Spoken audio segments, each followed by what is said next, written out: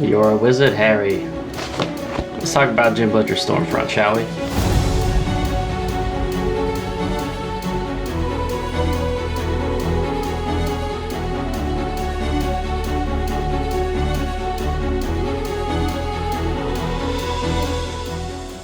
Alright, everybody. Let's do this again, because if you noticed, I did a book haul on Saturday instead of this review, because I had this review recorded and apparently it had no sound when I rendered it and uploaded it to YouTube, and I forgot to pay attention to that. So here we go again with Stormfront by Jim Butcher.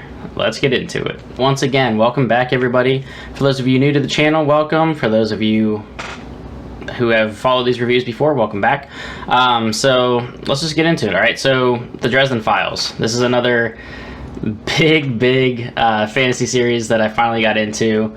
I'm still waiting on the next 5 books to arrive from my book depository order, but those will be here soon, so I'll be able to jump into book 2 here shortly. So book 1, Stormfront, is where we meet and are introduced to our main protagonist, who is Harry Blackstone Copperfield Dresden. This story basically follows Harry Dresden. He's a wizard, and this is in what is modern day Chicago for whatever the time period is that this is set in. Obviously it's not 2020, it's probably late 80s, early 90s, but there's not a whole lot of like in-depth fantasy world building needed for this type of story, because generally people know what cities look like, what Chicago looks like, what these kind of like cop dramas show you, whether it be a book or a TV show or a movie. So the world building here is relatively minimal, but I think that's intentional, and it's kind of unnecessary to the overall story. You know, this is an urban fantasy set in a real place that exists in the United States with people, and then there's fantasy mixed into it. So Harry's a wizard, he fights demons, he fights vampires, you know, there's probably werewolves and all kinds of other, you know, mythological and fantasy creatures that are going to appear in this series. But based on book 1, you're introduced to Harry. He is kind of a special investigator. He works with the police on these cases that ordinary cops can't solve, right? So the underlying, I guess, plot and story through this one is that there's these murders that begin happening, and Lieutenant Murphy, who is the, I guess she would be like the second main character in this. She's not in it that much. You don't get like a POV chapter of her or anything. Everything is through Harry's eyes, but she basically plays a pivotal role in this book, and she is friends-ish, I guess you could say, with Harry. So she brings him in when they find out that these 2 people had been murdered, seemingly by magic. They were together, their chests were basically blown open, and it looked like there's no way that a person did this, so she calls Harry in to help investigate and figure this thing out, because he's a wizard, he knows about magic, he should be able to help them. So his character, you know, he's trying to make ends meet. He basically does these kind of like almost like freelance cop work. He does investigations, he looks into paranormal activities, things like that, but what he doesn't typically do is missing person cases, and that brings in the other main plot of this story, where a, you know, wife, her husband goes missing. She comes to Harry and is saying, you know, I need your help with this case. He's like, well, why don't you just go to the cops? She's like, I can't go to the cops, I need to come to you because I have a feeling that magic is involved. So he's basically thrown into these various cases where magic is likely the culprit, and he, being a wizard, needs to figure out what's going on. So he works with the cops to kind of solve these cases, and that is the overall plot of this story. Now, what I like about that is because this book is relatively short, it's very focused. So like you have these 2 main plot points, you have some other things kind of like mixed into it. There's a, you know, a wrench thrown in every once in a while of like, well, maybe, you know, something else happened, or maybe these people were involved, but it's all serving the overall plot of Harry trying to solve these cases. Now, the reason I say that it's very focused is because this reminds me a lot of a TV show. I could see this, and I have no idea if this is correct. I don't know if the next books are like this at all, but I could see this being almost chapter based, where it's like book 1 is a chapter of the story and he's solving, you know, these cases, and then book 2 he's solving another case, or book 3 he's solving another case. So it's like it's almost like there's not, I don't know that there's going to be some like overarching broad story that follows, you know, all 15 or 20 books, however many are going to be in the series. But I could perfectly see this being set up more like a TV show where you have kind of like a villain of the week thing, because this book could be a standalone. It doesn't dive too deep into, you know, where the magic come from or any kind of inner workings of like magical reality versus physical reality, or, you know, where are all the other wizards and witches, and, you know, why does Harry have powers? Like, it doesn't dive too deeply into that. It's kind of just like, okay, here's the setup. You're in Chicago. It's basically investigative police urban fantasy. You have a wizard. If you're familiar with that kind of story, it's that plus magic. And that was actually really engaging and cool, because throwing that wrench of a magic user into what is just a crime novel essentially is really cool. And Harry's a hilarious character. I absolutely love him. He's probably one of the funniest characters that I've read this year.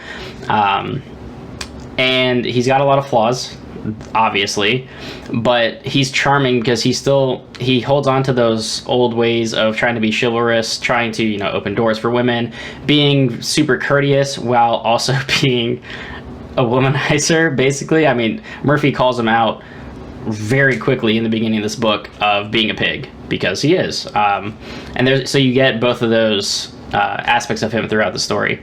He is always cracking jokes, even under terrible situations. And that's been a complaint of mine in other books where I didn't think it was done particularly well. But in this one, I think it was done great. I really like Harry as a character. I think he's super funny. Definitely has some kind of like a darker backstory that I don't want to spoil anything that happened, but they kind of don't go into it too much in this book anyway, but there's a lot more going on than meets the eye with him, right? Back to my point about this reminding me of a TV show, though, is this honestly felt like I was reading something like Buffy the Vampire Slayer or Supernatural, or, you know, mixing that with a blend of Vampire Diaries mixed with SVU. I mean, because there's definitely scenes with cops where, you know, they're investigating a murder, they're trying to figure out, you know, what's going on, but you have that extra added element of a wizard, and you have extra added elements of other fantasy creatures. So all of that just makes this a lot more interesting rather than being, you know, a traditional cop thriller kind of novel.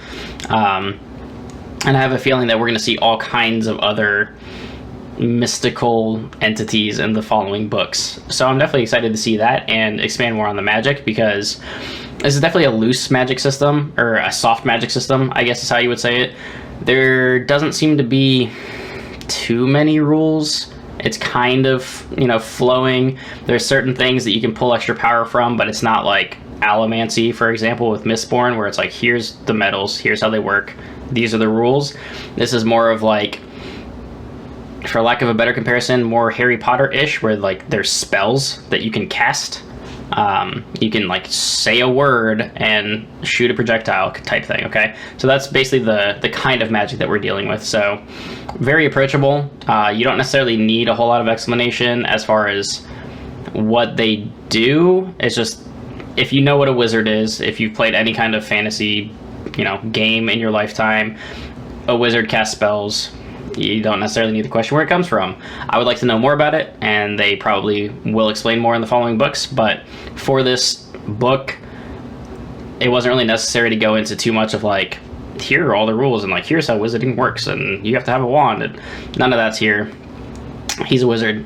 He solves murders in other cases. That's really all you need to know about him. But overall, because I don't think I'm going to get into spoilers in this particular video. I'll probably save that for the following videos, because I definitely am going to continue the series. I loved Stormfront, so I have no issues buying more books in this series. Like I said, I've bought the next 5, and they're perfect.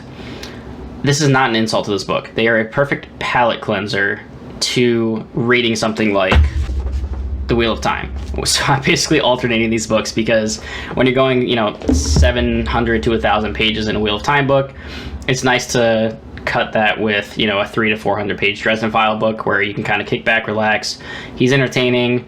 The combat scenes are funny. Harry Dresden is a hilarious character. He gets himself in, kind of crazy situations that he has to find a way out of. And they're just a super easy read, very engaging. Like I said, it's kind of like watching a show. So you can not really turn your mind off, but after reading something so heavy and descriptive as Wheel of Time and having to remember all these places and characters, it's nice to just kind of relax your brain a little bit and read something a little bit more fun and fast-paced, like Dresden Files seems to be after book 1. So I'm definitely going to continue on with this series, and I think I'm going to have a lot of fun with it, honestly. So yeah, I mean, this is a relatively short review, but like I said, the pacing was done well. It's a very engaging story, fast-paced, a lot of fun, tons of comedy. I enjoyed the characters overall. I really, really like Harry as a main character. And there's few books that I actually read that make me laugh out loud. And I laughed out loud multiple times in this book because either the situation or something that Harry says, it just made me laugh. And it's totally what I was expecting out of Era 2 Mistborn with Wayne that I didn't get because I didn't think he was as funny as a lot of people seem to think. But I really thought Harry was funny. So this is like a perfect, just kind of fun little adventure to go on with this character. And I love this book, so I have a feeling I'm going to really enjoy this series. I know I said that before, I'm kind of repeating myself at this point, but without getting into spoilers, I mean, those are my thoughts on this book. I definitely recommend it. Go read it. But until next time, everybody, keep reading.